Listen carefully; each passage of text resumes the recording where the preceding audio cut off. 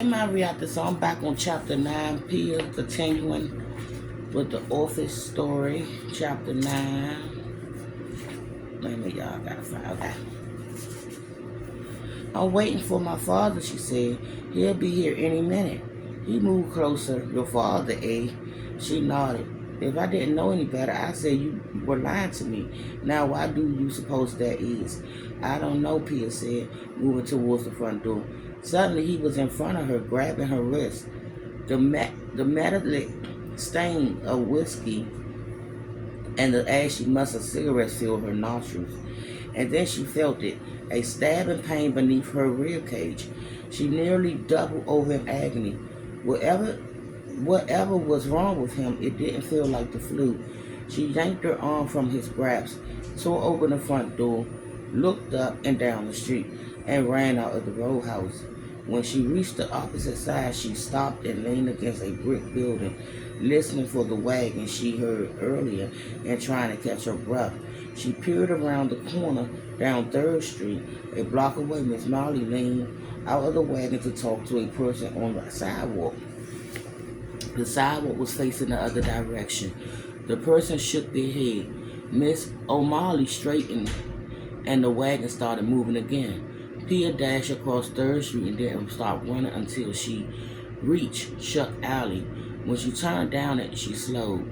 Laundry hung here and there on clothesline above her head, but no children played on the cobblestone.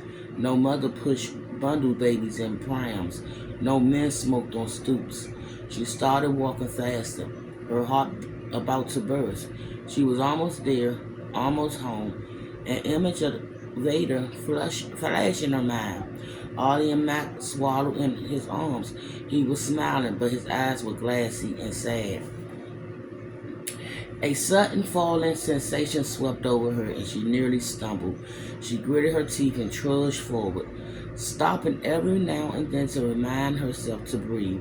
The cobblestones and gray sky reeled in front of her. Nausea churned in her stomach. Maybe she should turn around. Maybe she should go back and turn herself into Miss Molly. Maybe going to an orphanage was what she deserved. No, she had to face what she had done.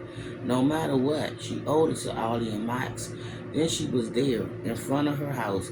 She looked up, hoping to see someone in the window. No one looked out. She glanced over at Fan's apartment. Her note was still there, soggy and limp and torn, dangling from the empty clothesline. She walked up the front steps and into the dim foyer on watery legs. In what felt like slow motion, she climbed the stairs to the 4th floor. The smell of boiled cabbage and fried onions filled the halls, giving her a tiny measure of hope that some of her neighbors were still alive. Maybe one of them had heard her brother's cries and saved them. Maybe Nurse Carla has been right. Maybe it was a good thing she left the door unlocked. She went down the familiar hall and stopped in front of her door, realizing for the first time that she thought she'd never see it again. Certain she was going to collapse, she took a deep breath, grabbed the handle, and turned it. The door was locked. No, it couldn't be. And I'll be back with the continuation of Pia, chapter 9.